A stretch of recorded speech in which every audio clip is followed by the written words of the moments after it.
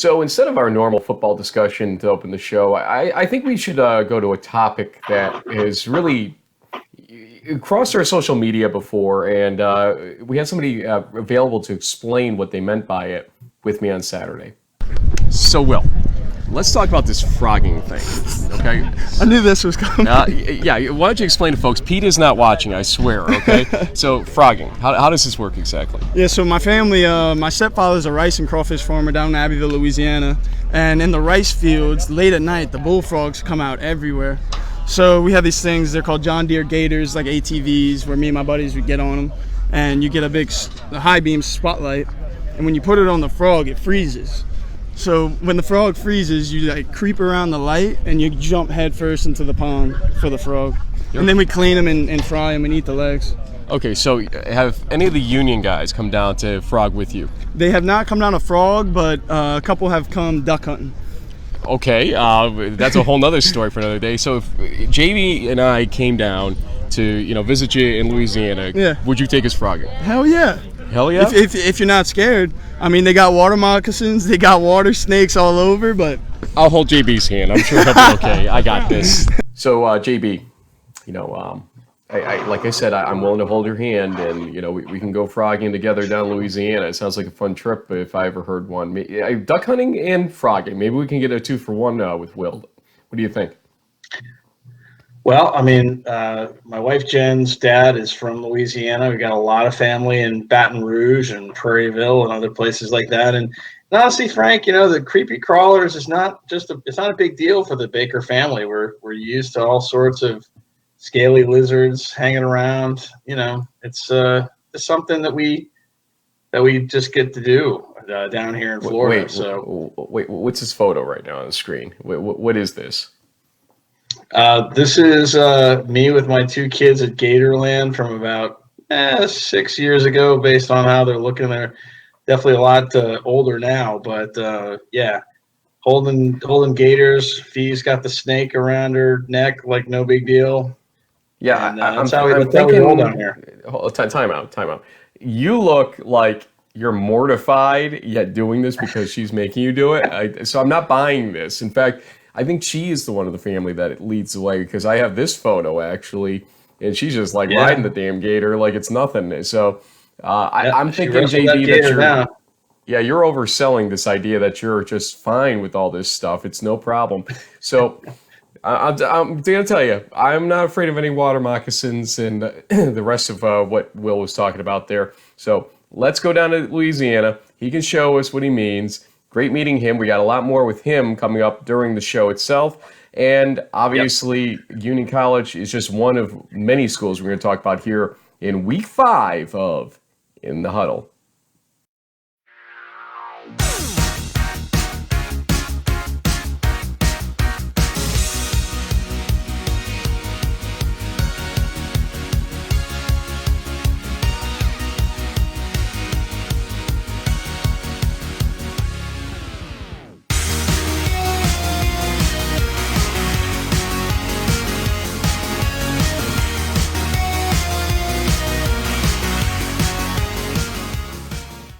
That was a lot of fun with Will, and we appreciate him playing along with us and discussing it, because we did have that. It was legitimately a back and forth that we had during the off season. I think on Twitter it was about the frogging and whatnot. So thanks to him for that. Let's talk football. We got a lot to cover here. We got all these games, all these video clips again. And for those wondering, let me just add one thing. We had talked in the preseason about doing a countdown show of clips of the best video in the region, and what we've decided to do instead is just add on to the video that we're actually doing in this episode each week, because instead of trying to rank them, we're finding the best stuff as it is. And if you see something during the weekend, on Saturday especially, send us a tweet with a link to the video, or kind of point out at least where it is, and we will try to go find it and add it to this. The schools are generally pretty good, but I'm going to give one caveat to this. My rant of the week, I guess, will make it quick. To the schools that don't put up the archives for everybody to see publicly after the games are done, the general philosophy is they don't want the extra camera angle out there beyond what the huddle material is. Let me be clear, folks, and I'm not trying to be disrespectful. That cruddy angle is not going to help the other team one iota.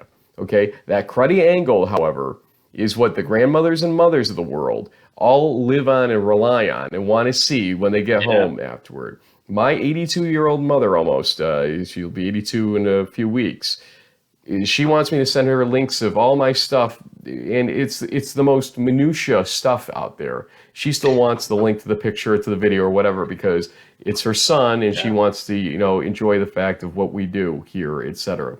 So, folks, please stop the stupidity of hiding game day video. There is no need to do it. And it just robs all of us at the end of the day. Now, schools have been great to give us clips when they're not available generally. I get it. But it's not just about us. It's about the families, about the players. It's Division III, folks. Let's play everything like we have a Division III philosophy. Don't act like Mount Union across the board where it's basically championship or bust and we got to hide everything and whatnot. Even UMHB, I think, keeps their archives alive, to be honest with you, down there.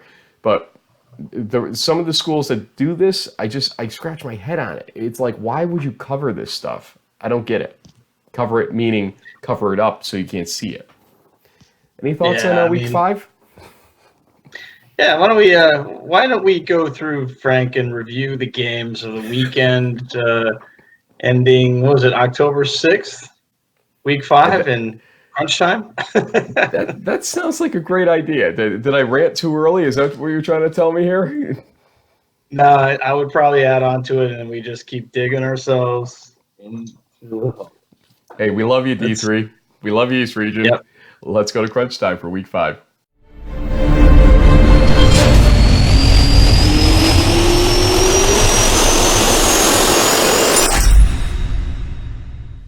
Okay, we do have plenty of video clips here to start. We're going to start in the new Mac here. I got my pen out. This is an unusual pointing device for me, but I've got to go through all this stuff as we go through here at JB. So here we go.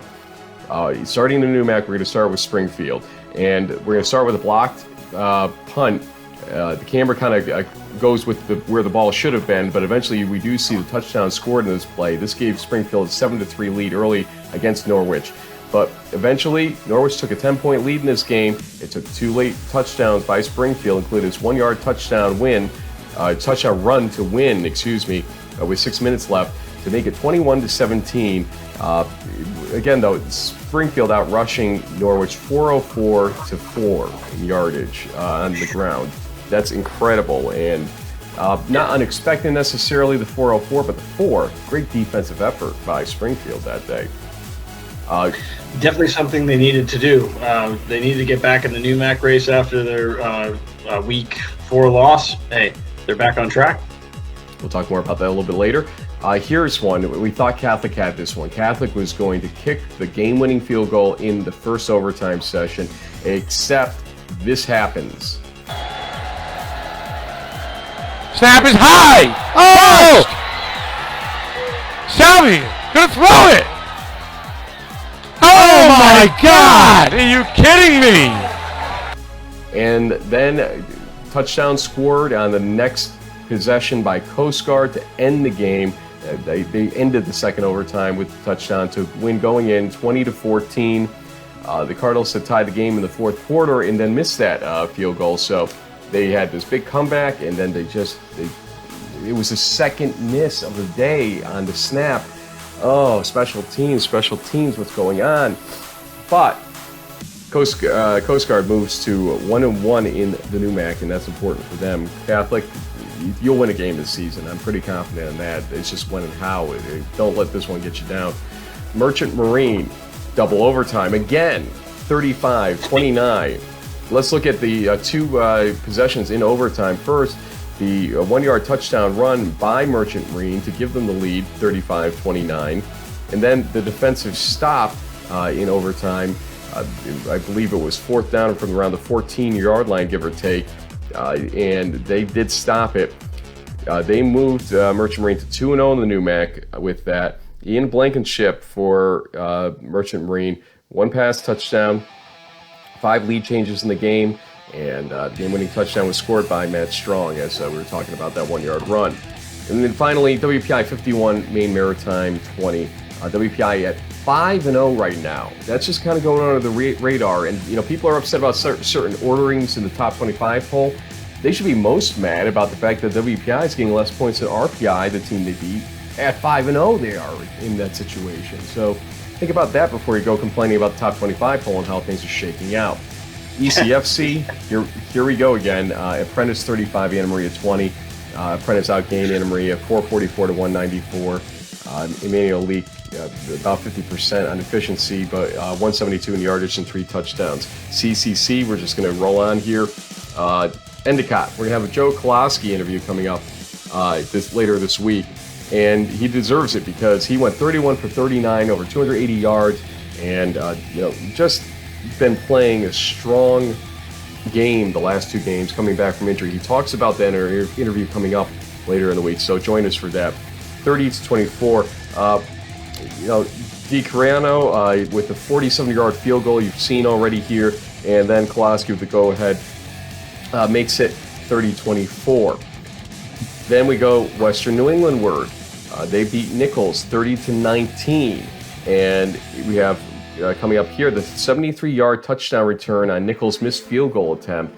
That's a game changer right there, because basically an 11-point game, when you flip the field and the score like that, you have flipped a lot in an 11-point game. Michael Pina, though, for Nichols was 35 for 51, 300 yards, 2 touchdowns in that game. Before we keep going on this, I mean, look, we have Western New England at 2-0, we have Endicott at 2-0. Is that where the showdown's going to be now? I mean, we basically had elimination games last weekend. Is that going to be the championship game de facto? Yeah, I think so. I think it's been kind of heading that way. It was kind of that way last season, although Salve sort of tripped up Endicott at the very end. But Endicott got some revenge back last Saturday, and a lot of that was behind the arm of Joe Koloski. Great game, 380 yards. Wow. Curry, 34, University of New England, 31. They combined for nearly 1,000 yards of offense, and the Curry interception and sack in the final 2 possessions is what sealed the deal there, 34-31. Becker, 2 straight losses for them as Hassan gets their first win of the season, 28-12.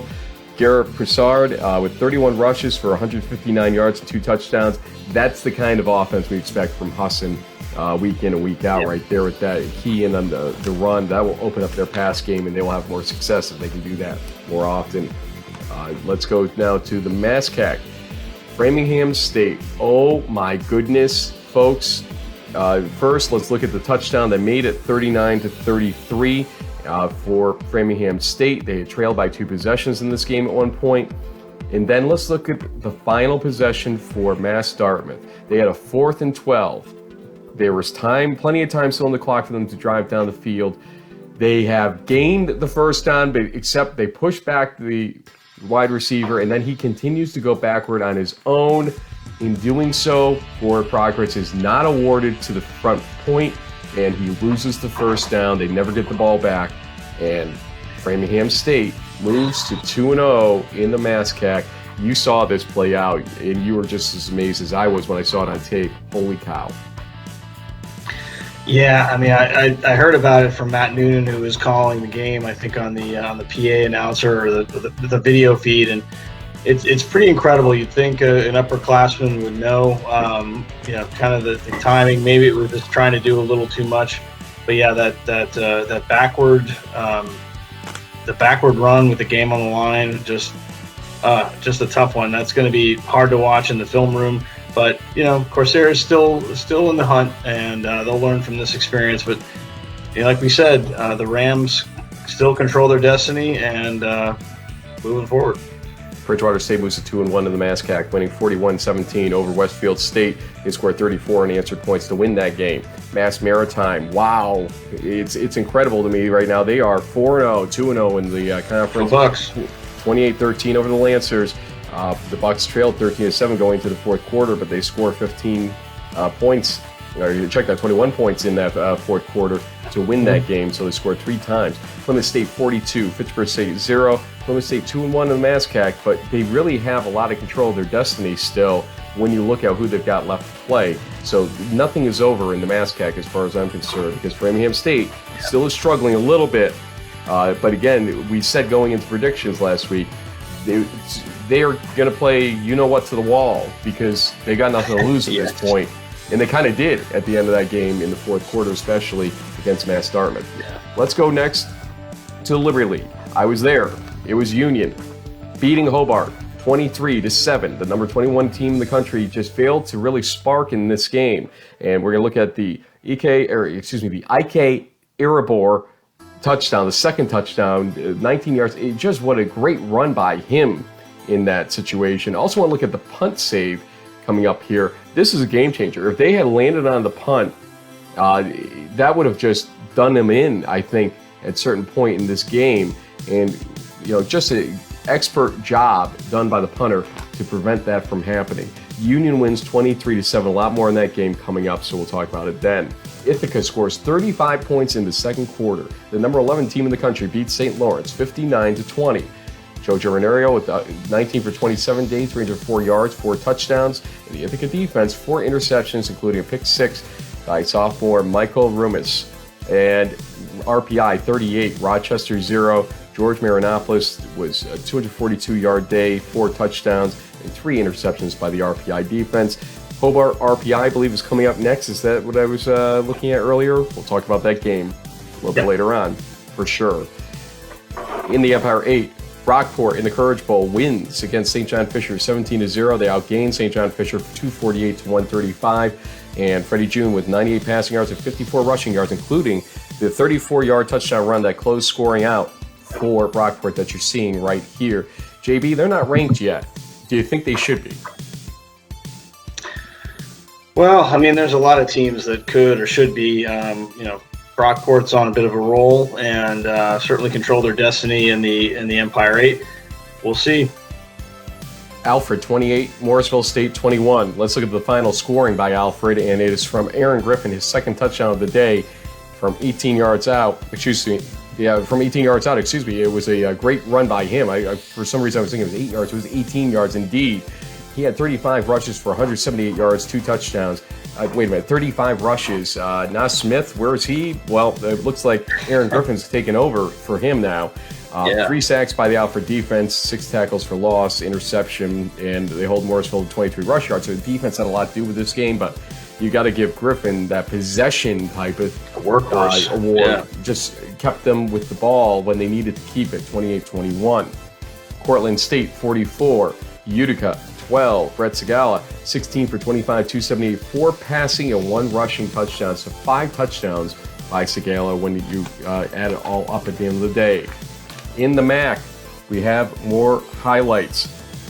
First, FDU Florham, 50, Albright 45. We're going to take a look at both Albright's touchdown and then FDU Florham's touchdown with less than a minute left. The video is not great, we admit on this, but we did want to show it to you, the fact that this did happen. And the penalty shown is for defensive pass interference. Now, that's a little controversial because it looked like the receiver may have pushed off by FDU Florham in this play, but it was ruled the other way. So it is what it is, 50-45. Albright just can't catch a break, it seems like, at this point. And FDU Florham find a ways to win with a record in terms of offensive yards in the game, if I read that correctly as well. Yeah. Misericordia beats Kings 22-16. The final touchdown was with 44 seconds left. Brady Williams, we talked about this with Coach Navarre.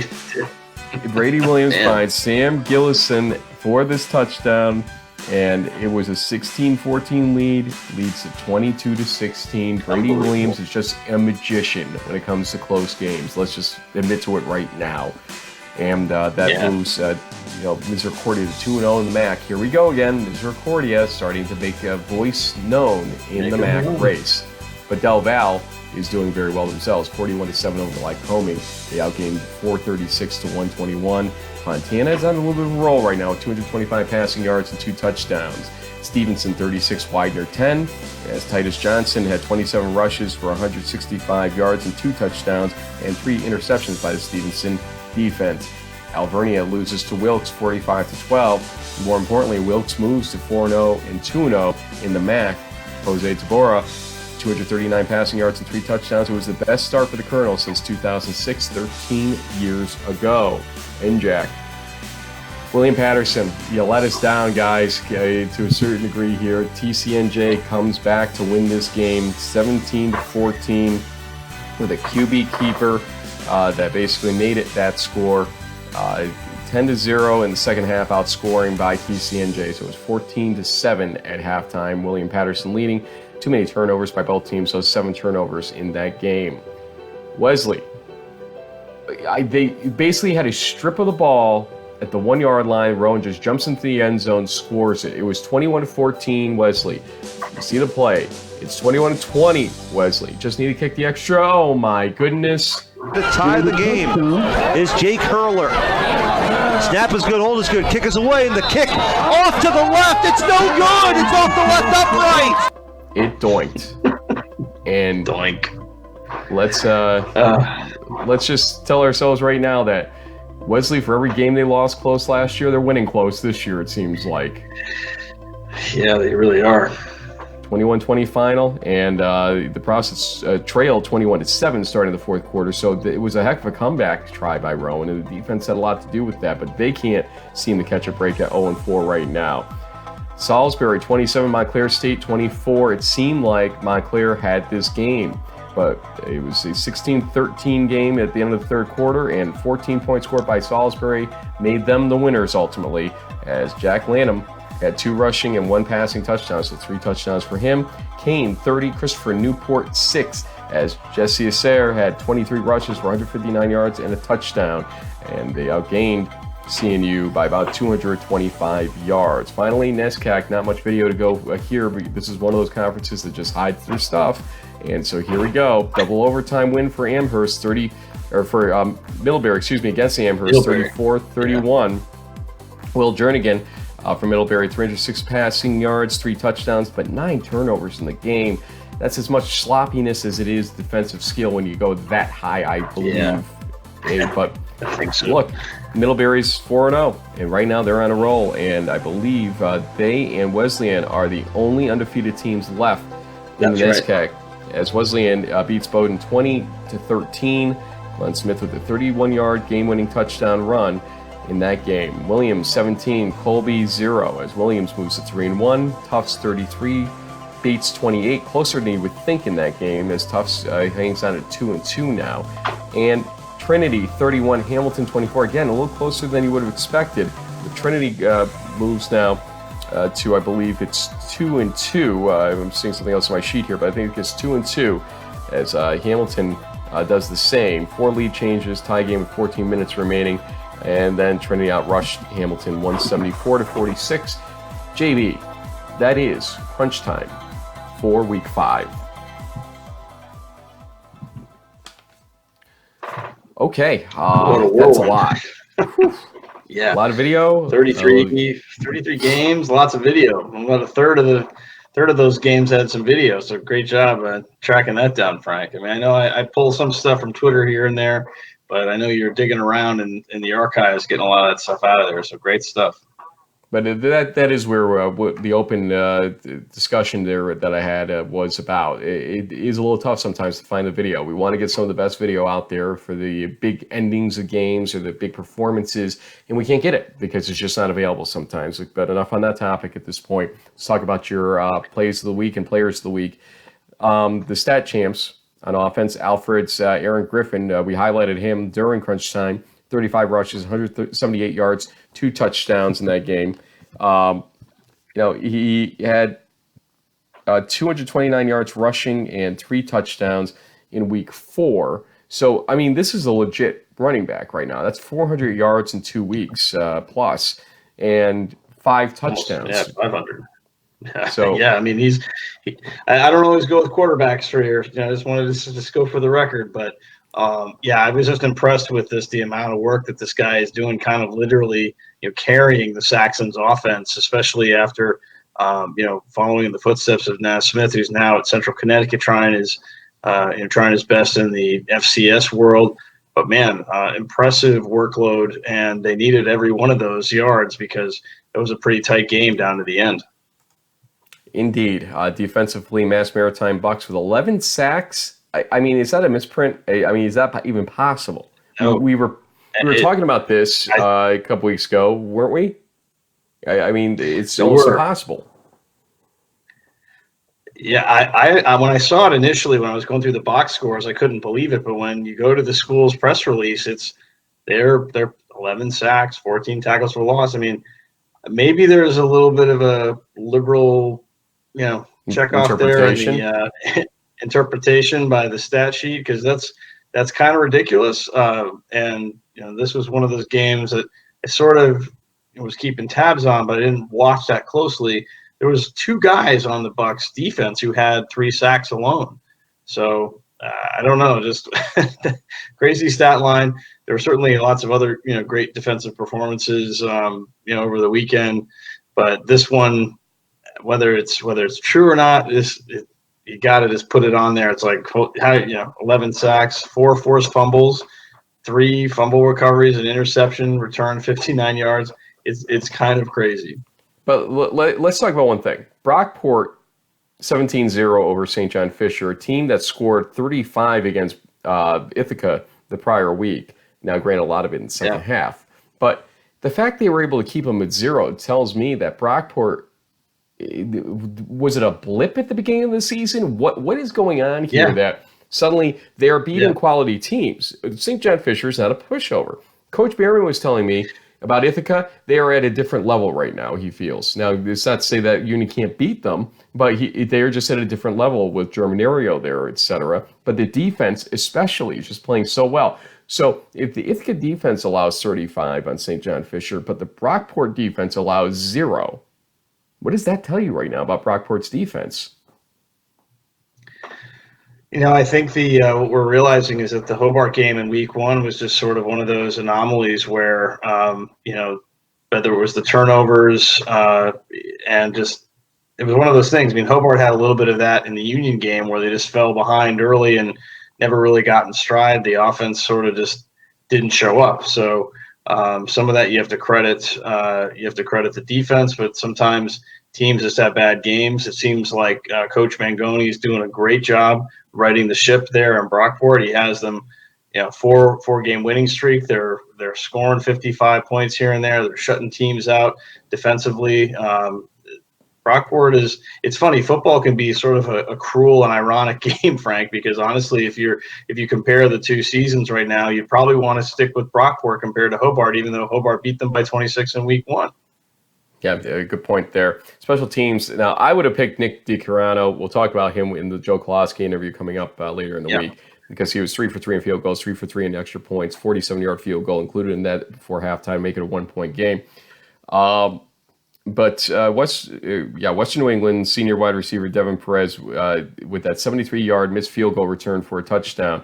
Averaging 32 yards per punt, long of 38 with 1 inside the 20. I mean, this is truly a Division III type of player where he's doing pretty much everything in that field. He's wide receiver by name only.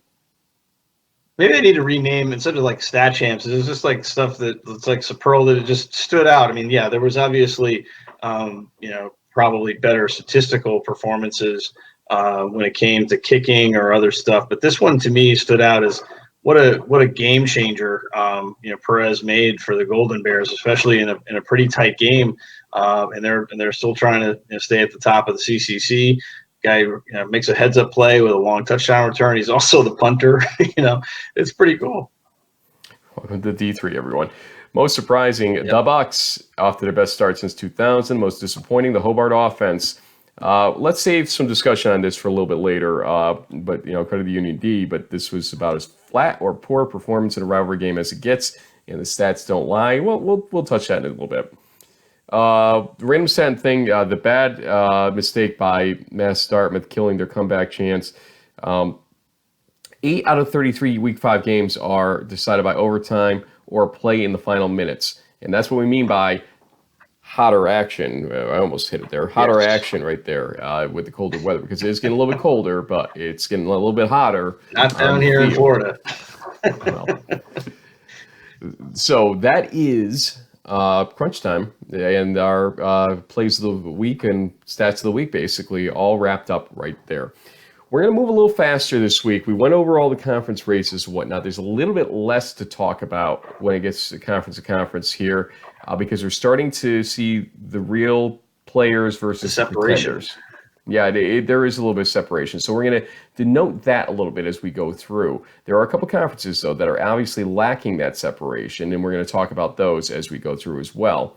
And so as I do this, I want to make sure I can see you still in your smiling face. Hey, JB, there you are. So we may see a little foreshadowing this week as well. We're not going to comment as to whether it's going to happen or not because we just have to finalize it, but there may be a little of this coming up this week, folks. Mm-hmm. And if you don't know what that means yet, go back in the archives. You will. Pretty easy. New Mac, WPI, Merchant Marine, 2-0. I just, for the life of me, we've dealt with Coach Toop teams for how many years? We've dealt with Coach Toop for how many years, period. You know, the woe is me, woe is the team, we're undersized, outmatched type of thing going to every season, yada, yada, yada.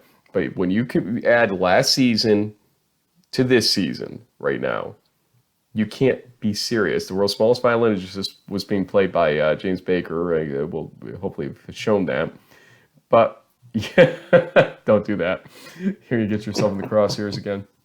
But right now, that's where it is because Norwich, Coast Guard, MIT, and Springfield all at 1-1. Now, Springfield has a chance here to weigh in on a lot still, and so does MIT for that matter. But Merchant Marine at 2-0 and WPI 2-0, WPI 5-0 overall.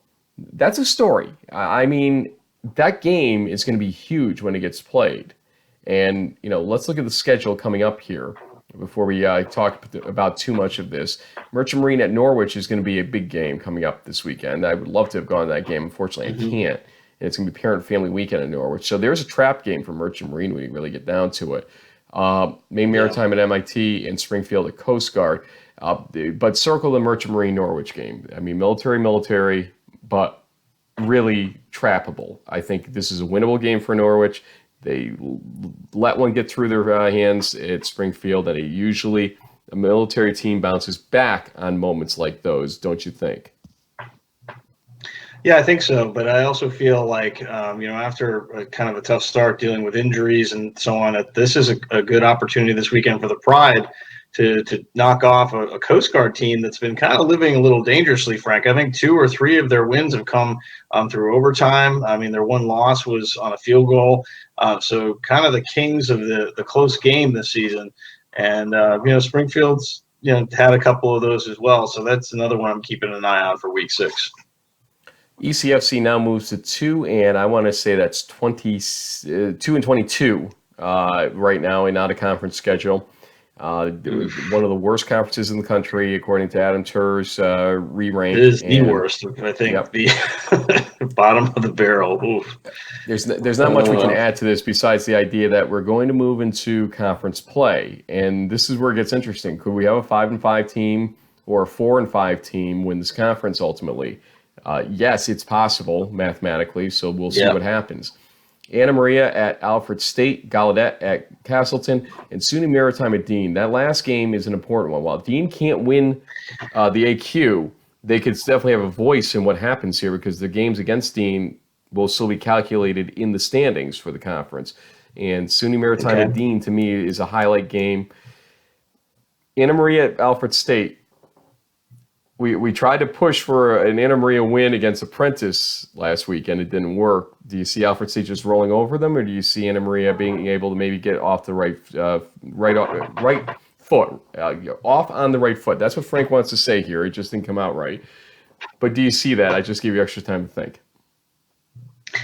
If there was going to be a game where they could do it, this is the one. Alfred State has a win, so they're probably still the favorite in this deal.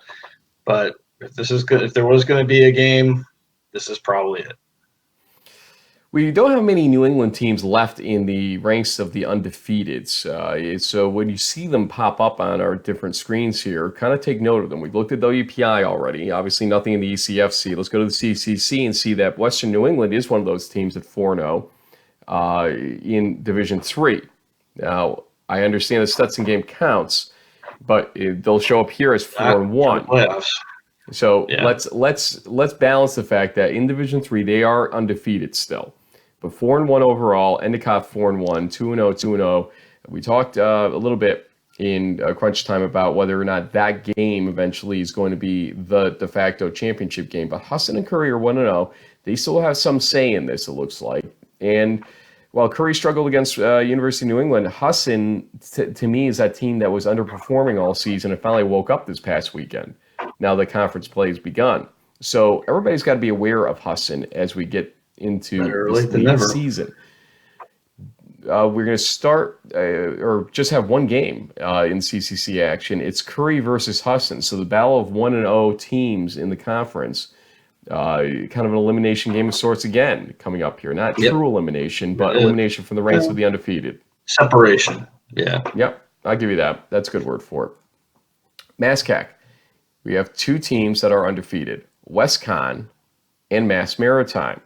4-0, 4-0. But in conference play, Framingham State at 2-2 is 2-0 in the conference right now. And then you have a threesome in the 2-1 column. That's Dartmouth, Plymouth State, and Bridgewater State, all still alive mathematically, very much so, but they will need some help or to do themselves some help along the way. Fitchburg State, Worcester State, and Westfield State are all at 0-3. It's kind of funny how you have three teams at 2-0, three teams at 2-1, three teams at 0-3.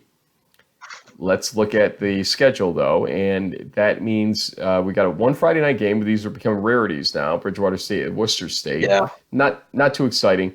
The one that I'm circling here, I think you are too. Mass Maritime at WestCon, another one of those night games at WestCon, and it's a battle of undefeateds, folks.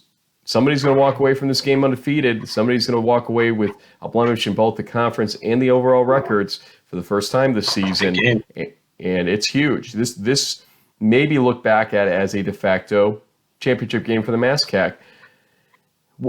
I mean, Mass Maritime's 11 sack, 14 tackle for loss performance. Is it a fluke? Is this team a fluke, or is this team for real? And we're going to find this out against WestCon, but this is incredible because this has never been on our radar before, Massachusetts Maritime. Never in our couple of years here of covering the entire East region.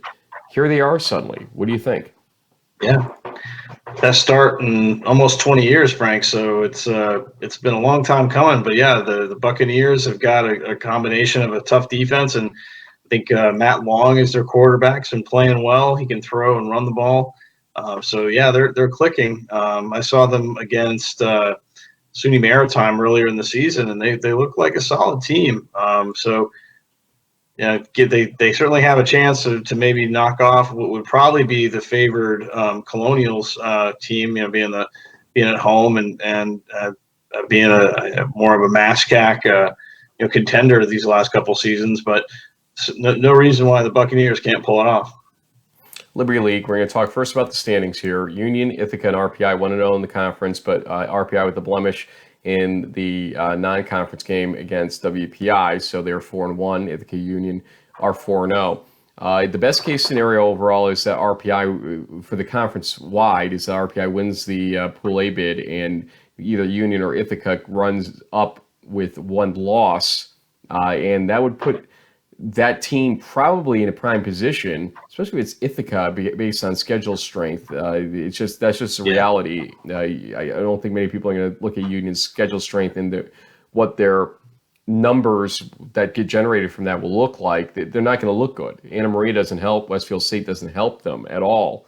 So that hurts them. Ithaca, on the other hand, has some decent results. They'll have Cortland later on as well. If they can beat Cortland, but they had a loss, let's say, against an RPI team later on, Ithaca really looks like a strong Pool C team, one of the 5 possible teams. But Union, Hobart, 23-7. You took your 24-hour rule before you really gave some deliberation on this publicly. I'm going to ask you to do a little bit more right now. You saw this game.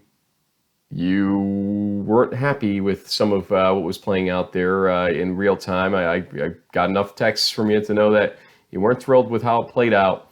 Why did Hobart lose this game? Was it a coming out flat scenario, or what do you attribute it to?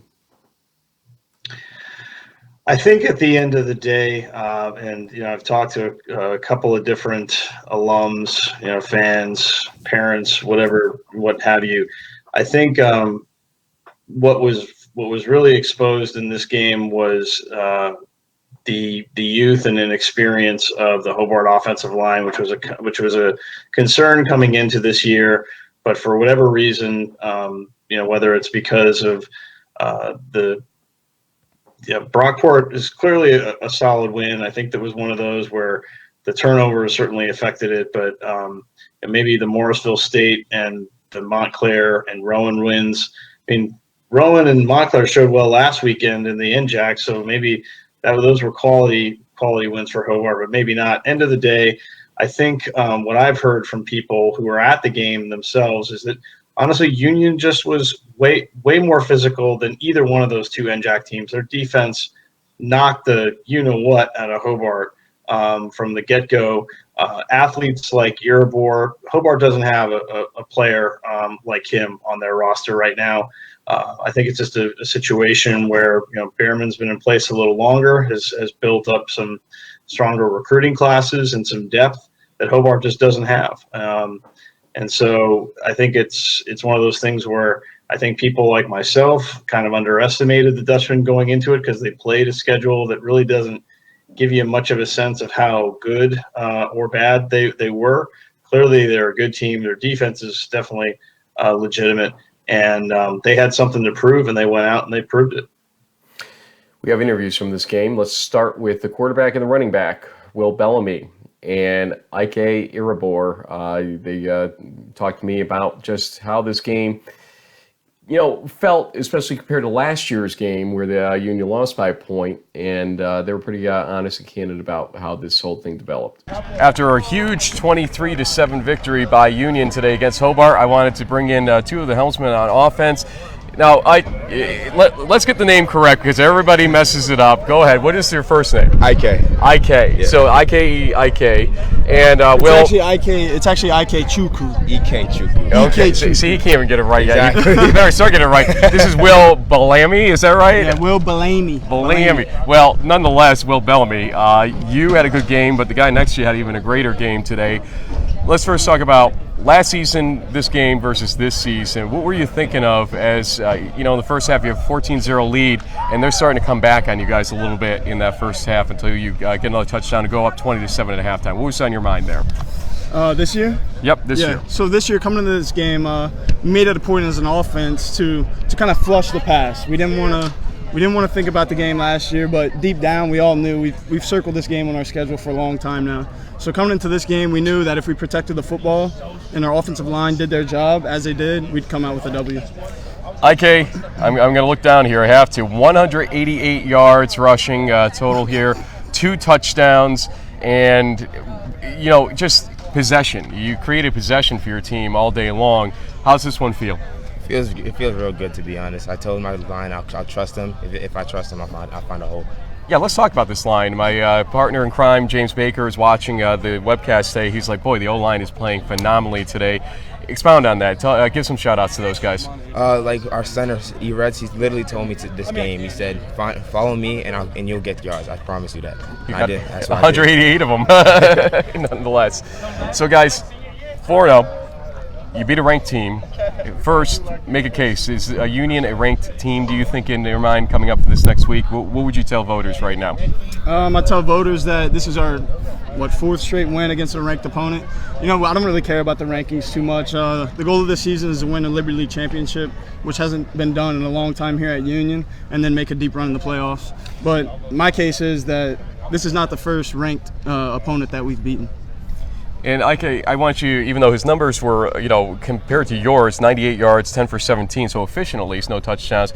Talk about this guy, because he's been kind of through it here at Union. I've been watching from afar, obviously. Give folks kind of your thoughts on this QB right here. Honestly, Bellamy's a really smart QB. Like, he knows when to pass the ball, where his open guys are, and if he needs to run, he'll run. That's new. It's the first time I had to do that today. Yeah, you rolled to the right pretty well after kind of getting lost out there. Yeah. So, guys, as player guests, you get to give shout-outs at this point. We'll start with IK. Shout out to wait what? Shout-outs. Give somebody a shout-out. Come on, folks are watching you. Shout out to my boy Joe Ferreira. There you go. No, hey, simple. You got a little more than that. I think. Yeah, I want to get my family back in Louisiana watching the game today, as they always do. My biggest fans and my biggest support system. Shout out to all of y'all for continually supporting me and all the endeavors that I encounter. So, shout out to y'all. Guys, congratulations on the big 23-7 victory, 4-0 now. Thanks, guys. Thank you.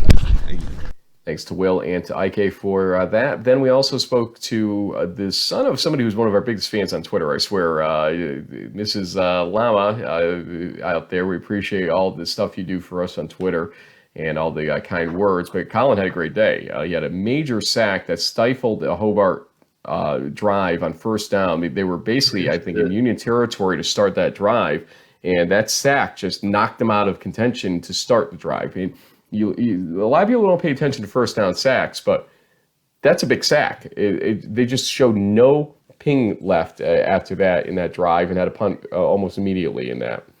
One quick stat I'll throw out there, Frank, is that prior to this game, I think the Hobart offensive line had only given up a sack in the first 4 games. Union's defense had 4 sacks, 8 tackles for loss, the 2 interceptions. The first one definitely was on the Hobart quarterback. Bad throw, great play by the Union linebacker to run that back for a touchdown. The second one was just, the wide receiver's got to catch the ball. It was a third down around the Union 16-yard line. Went through his hands, hit off his chest plate. Easy interception. That was about a 10 or 14-point swing, depending how you look at it, because even if Hobart ends up at the 15, 14, even if they lost yards, say the 18-yard line, that's a makeable field goal for Kyle Hackett right before the half. Instead, with about 100 seconds left, Hobart goes into a prevent-style defense. Irabor, a couple draw plays. The lack of inside pressure by Hobart's defense was kind of dumbfounding to me. It really just Jeff Behrman simply just had a better game plan. He knew that if that was open, the draw would be there, and that's we'll talk about Behrman and this game plan in a second. Let's go to Colin Lama's interview first. I'll talk about the defense and their performance. Colin Lama, junior for Union College, with a big sack in this game, 4 tackles, and you're kind of a fan favorite in this show. There's somebody close to you that's a big social media fan of ours. Oh, is it my mom? It is your mom. Yeah, she's all over Twitter. We're going to give her a shout-out in a little bit, I think. But first, let's talk about this game. You have memories of Hobart last year with that 1-point win. Mm-hmm. What were you saying on the sideline to your guys as things were touch and go at certain points, but Union mainly in control? Basically, we knew we were in control, but we were just saying not this year. It's a new team, and the way we practiced this week, we knew we were going to come out on top, and we were ready. You indeed were ready. The quarterback situation, they switched up there to start the second quarter, and Cruson comes in for Hoffman. Did that surprise you, and did you notice any differences at that point? Nah, I wouldn't say we noticed really any difference. I'd say our defense locked down for most of the part of the game, and we did our job when we let up 7 points. 7 too much, though, so. I asked this question of Will. I'll ask it of you, and you can refuse to answer if you want, of course. 4-0, you beat a ranked team. Would you like to make a case for this team being ranked Union College right now? Well, our main goal is obviously winning the Liberty League, but yeah, I'd say so. So you heard it here first. I will be putting you guys on my ballot most likely tomorrow. I will admit to that. We'll see what happens from there. We're doing this obviously on Saturday, and we'll go from there. But I'm going to give you a chance here. First, tell me about Rochester next week. When are you going to start thinking about that game after a big game like this? We start tomorrow. Preparing for Rochester.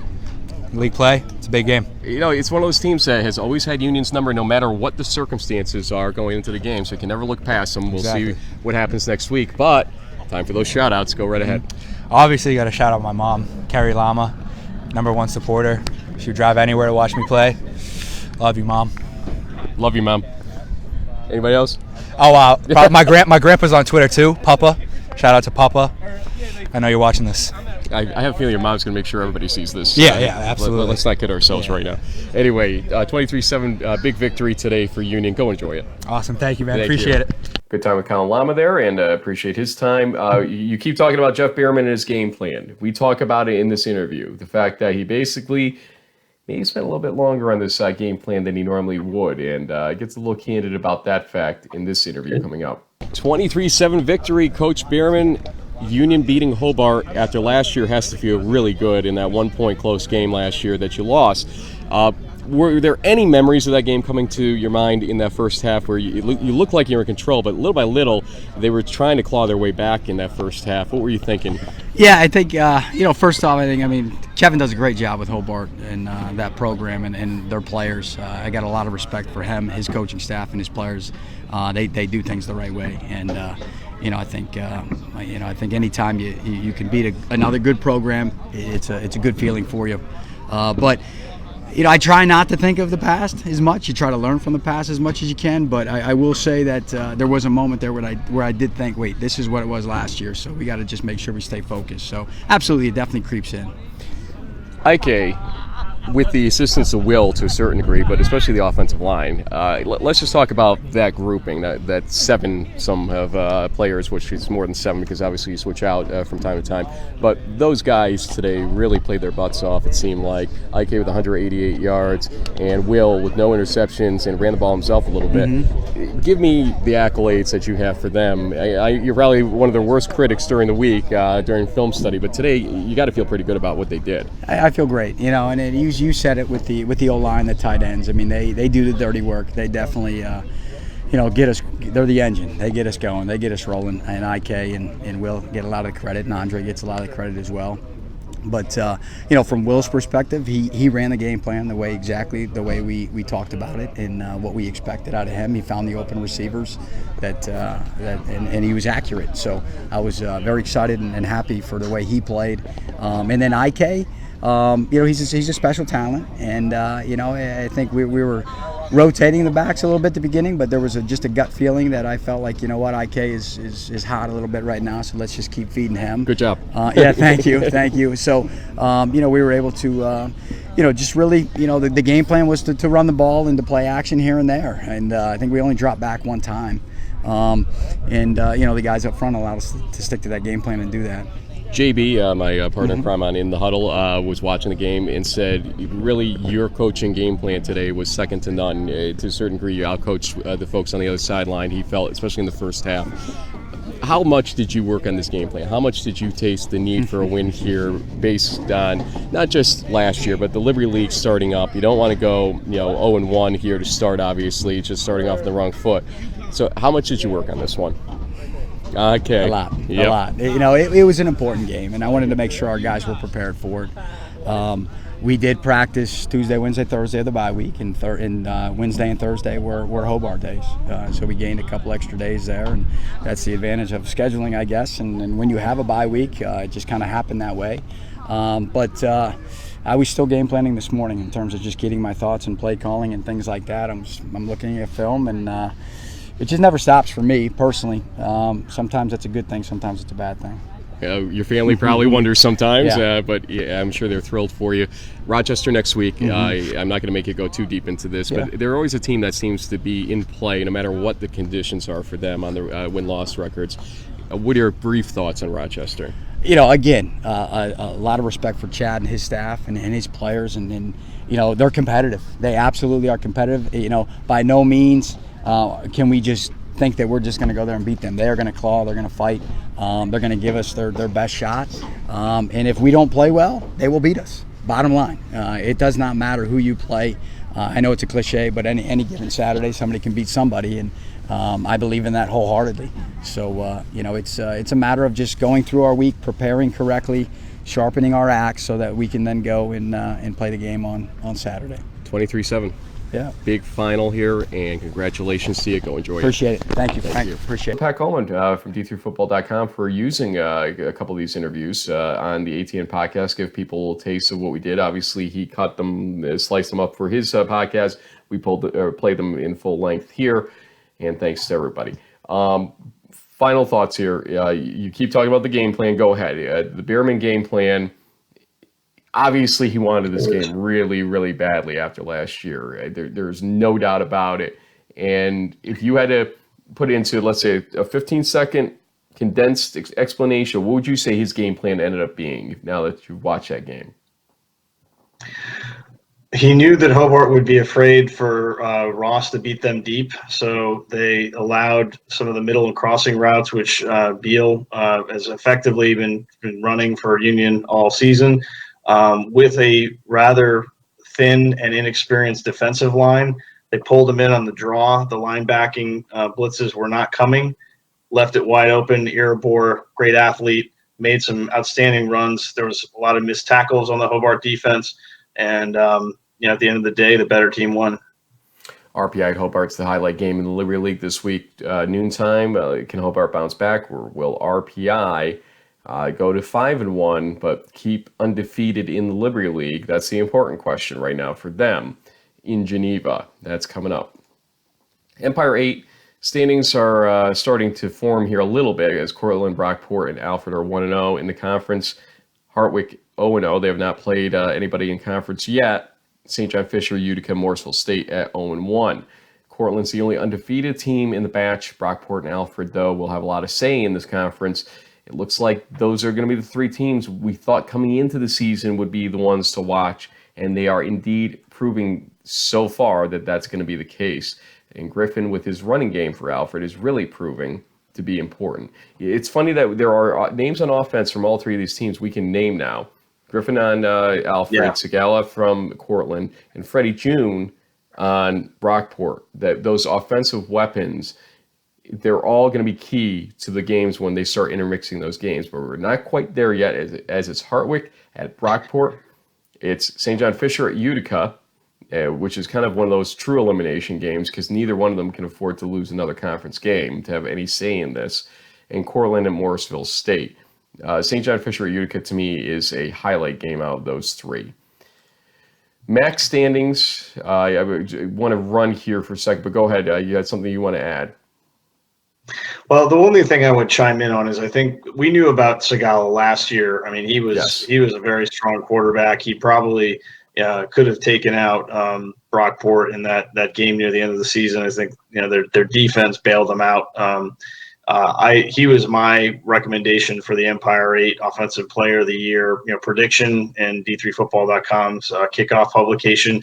Just kind of the complete package as far as a very athletic quarterback, not unlike Joe Germinario at Ithaca. So I think Segala is going to have a lot to say. And for now, I feel like the Red Dragons are the favorites prohibitively, but we'll see, especially as Brockport really seems to have turned the corner and is playing very solid on both sides of the ball.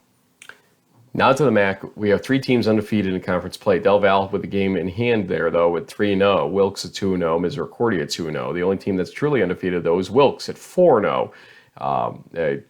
So actually, is that 4-0 or 5-0? Okay. We're still in that issue on D3Football.com where they're adding a game for something there, and I can't figure out why, but it is 4-0, correct? They had a bye week, so I know for a fact they won bye.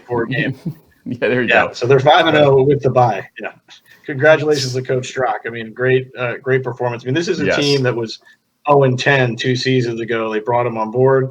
Had a 500 year, I think, his first season, and now here they are off to almost a 5-0 start. And honestly, Frank, they're going to be a prohibitive favorite to win this weekend, I think, against an Albright team, like you said, that's been kind of struggling a little bit and not catching many breaks. So great start for Coach Strock. There are two games, though, that are key here this week. Kings at Del Val. Now, Kings obviously loses the game in spectacular fashion against Misericordia at the end of the game, Brady Williams and company. But they have the ability to keep up with Del Val in this game, I think. Now, the question is, can they win it? It's unlikely, but I think it's going to be a better game than most people would have thought coming into the season, for sure. Misericordia at Widener. Now, here's a game. Widener off on the wrong foot here in conference play. Misericordia is exceeding expectations again. This is a game, to me, that Widener should have won. If, let's say, after week 1, week 2, we played this game, I would have said, without a doubt, Widener's game. Right now, there's a lot of doubt about that, but Widener can beat this team and sort of get rid of the It's kind of funny, and people are gonna hate me for doing this, but misericordia is becoming like that gnat that you keep swatting at, and you can't get away from you because it's a team that we talked about with Coach Snar last week. We've talked about it before many times. They just stick around in games and win the game and find a way, be it 4 overtimes or 44 seconds left or whatever the heck it is. They win these games. And so Widener, if they're going to win this game, they need to take a 3-possession lead into the fourth quarter and sit on the ball and get that clock to go to zeros. That's the way you got to beat Misericordia. Sorry, folks. They know how to find a way to win, period. Yeah, they do. So Wilkes at Albright, as you said, is an interesting game for what it could represent if Wilkes wins it, a 5-0 start. Albright desperate for a win to get off their losing streak because they're at 14 games, I think, right now in their losing streak, give or take, maybe even a couple more. I haven't looked back at that in a while. Yeah. The NJAC, Wesley, Salisbury. I mean, Kane and TC&J are 1-0 also, but the teams that are going to really go at it here really seem to be Wesley and Salisbury. I can't see anybody else right now stepping up. Rowan's going to win some games. There's no doubt. They are so much better than an 0-4 team. The ball just doesn't bounce in their direction. That's the kind of season they've had. They could talk to last year's Wesley team, and they could compare notes with how the seasons have developed at this point. I mean, Wesley didn't start 0-4, but you get where I'm going with that. It was just close games that Wesley kept losing. Christopher Newport has, and they were a team that I thought was going to be in the mix, and boy, they've fallen off in ways that I don't know what's going on down there. But yeah, ultimately, we were talking about Pool C possibilities, and at this point, the loser of that Wesley Salisbury game is probably in the conversation because chances are they can potentially run the table, finish. I guess Salisbury can only end up 8-1 since do they have an 8-game schedule, so 7-1. It harkens back to like Hobart in 2011 when they had an 8-game schedule and they made the playoffs as an at-large with a 7-1 record. No, they have 9.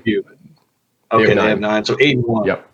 So, this is definitely another race to keep an eye on because the pickings for Pool C bids is going to be very slim for the East region. Chances are there's probably only one team that gets it. So it's either going to be the NJAC runner-up, maybe the Liberty League runner-up, and or the Empire 8 runner-up, and that's it. It'll be one spot between those 3 teams. Let's face it, Wesley Salisbury is this weekend. We need to underscore this fact. It's 1 o'clock on Saturday. Huge game.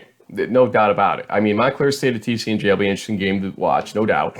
William Patterson, Christopher Newport, just see if Patterson can get their mojo back here after a close loss this week. Kane at Rowan, there's a game that Rowan can win and should win. Now, let's see if they do it after their start. But Wesley Salisbury, there it is. JB, let's quickly, I want to do this, go to teams that are undefeated. Let's just put a list up right now that shows who is undefeated in the Pool A eligible and Pool C eligible conferences. Before we do that, let's go to NESCAC. Let's actually clean this out before we do that. Wesleyan and Middlebury 4-0. Amherst Williams at 3-1. Those are your teams right now really to watch in the NESCAC. We'll do a little bit more on this after next week as there's nothing sticking out in terms of games coming up. I mean, an upset could occur, but Colby at Middlebury, Tufts at Wesleyan, there's an interesting game. That might be the game of the week, a 6 p.m. game, no less, on Saturday, a very rare Saturday night game in the NESCAC. Okay, teams that are undefeated in Division III play. We will include Western New England in this discussion purposely by saying that. In the NEWMAC, WPI. In the ECAC, none. In the CCC, Western New England, with the asterisk because of the Stetson game. In the MASCAC, Western Connecticut and Massachusetts Maritime at 4-0 each. In the Liberty League, Union and Ithaca. In the Empire 8, just Cortland. In the MAC, just Wilkes. In the NJAC, Wesley and Salisbury, one of them will lose this weekend. We're running out of undefeated teams here, and again, the idea is you're going to be no more than a one-loss team in Division III if you're going to be eligible in the East region to be a Pool C team with only 5 teams going. There's too many strong teams out west to think that a 2-loss team is going to be able to find a way in right now. And so those are the teams that are eligible, in my mind, to still be in Pool C, but a lot of things are going to happen here. And like we said, Wesley and Salisbury, one of those teams would probably win the conference, and the other team, it would have to win out, essentially, at that point to be a Pool C eligible team. Tough thing to ask for once you lose a game. We'll see. Final thoughts, whether it's on Pool C situations or anything else, any games coming up this weekend, kind of give us a flavor for what you're looking at right now. Well, I think like we tend to do around this time of the season, and maybe it'll be for next week's show, but I always like to kind of look at sort of what I call, midterm, grades. I mean, all these, D3 student athletes are students first. So let's, kind of think about that. We can, see certain teams, WPI, A+, Wilkes, A+. Others, maybe they're doing more B work, maybe more C work because of, expectations not being met. But maybe we'll get into that. But honestly, as you can see from these slides, the separation is happening. We're halfway through the season, basically, in the early innings of the conference play. And in the next, coming weeks, like October is going to be a big month where you'll really kind of see at the end of the day who are the final, 1 or 2 teams that are potentially standing. Typically, the way Division III has worked is that Week 10 has traditionally been a big rivalry weekend for a lot of teams. The last couple of years, we've done our D3 Blitzer show, which is kind of our NFL red zone type of thing. And hopefully this season we'll get to do it again with a lot of conference championships on the line. But the way these schedules are falling and all these strange things happening in these conferences, Frank, things might be already figured out by Week 10, the way things are shaping up. So that's what I'm kind of wondering right now. Like, are we going to even get to Week 10 and have stuff up in the air, or is October just going to clear it out, and we'll kind of know where we're at by then? We'll see. Good question. We will see indeed. But we start really with this Wesley Salisbury game. It's really, to me, one of the first indications of real separation of even the front runners that will occur in a conference. That's a big game this early in the season. It gets moved from Week 10 to now, basically in Week 6, which I'm not sure how I feel about that. I honestly wish it had stayed where it was. I think it's better to nearly close out the season with that game, but because Frostburg came out and Southern Virginia came out, they had to reshuffle everything and did it in that way. Then that RPI Hobart game, also a big game. So those are kind of the biggest games I'm seeing on the schedule right now. And Mass Maritime, Western Connecticut as well. I'm not as high on the game because I just don't believe in Mass Maritime yet, and I don't know why, even with those numbers that you put on the screen earlier. But it feels so weird that a team we don't know anything really about coming to the season can be in this position at this point in time. That's even more so than Wilkes. We knew about Wilkes coming to the season, but Mass Maritime, where did they come from?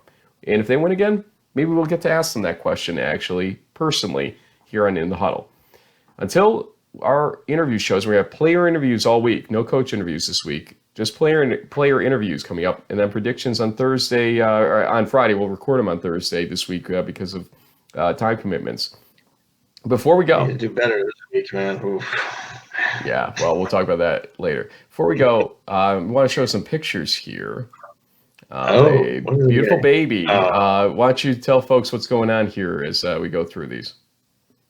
So I don't know what was in the water, but yeah, both my daughter and son were born 4 days apart. But my daughter Fiora is my oldest. She's turning 15 today, Tuesday, October 8th. That's me with her. My very first Father's Day in Los Angeles back in 2005, I guess. Yeah, that's crazy. A long, long time ago. But yeah, so she kind of is taken after her Uncle Frank. We're doing a JoJo pose. If you're into anime, you might get it. Maybe not. But she is sort of taken after Frank there, rocking the sparkle jacket for homecoming. Pretty awesome. And we wouldn't have known about it if not for you giving us the heads up about Macy's and the Inc. or INC brand. So she looked awesome and had a great time at homecoming. And I love her, and I'm wishing her a very happy, I can't believe, 15th birthday. Fiora, happy birthday. And folks, your wife's birthday is coming up as well, I believe, later in the Friday. week. So we may have to do some more pictures on our predictions show. We'll see what happens here. But nonetheless, we are a big family here on In the Huddle, as you know. And so stay with our family and make sure other folks join it, because we do appreciate it. Loved all the support I got from the Hobart Union fans, especially the Hobart fans. The Hobart fans are actually more, hey, Frank, how are you? Although on Twitter, a lot of Union fans are like, we didn't know you were even there, because I stayed in the field for most of the game. I want to thank President Harris for giving me a shout as we got to talk to him briefly, the new president at Union College, and also for liking some of our videos on Twitter subsequent to the end of the game when everything was said and done. You saw David Harris liking things on Twitter of ours, so appreciate that as well. Folks, like I said, we will see you later in the week. Thanks for joining us.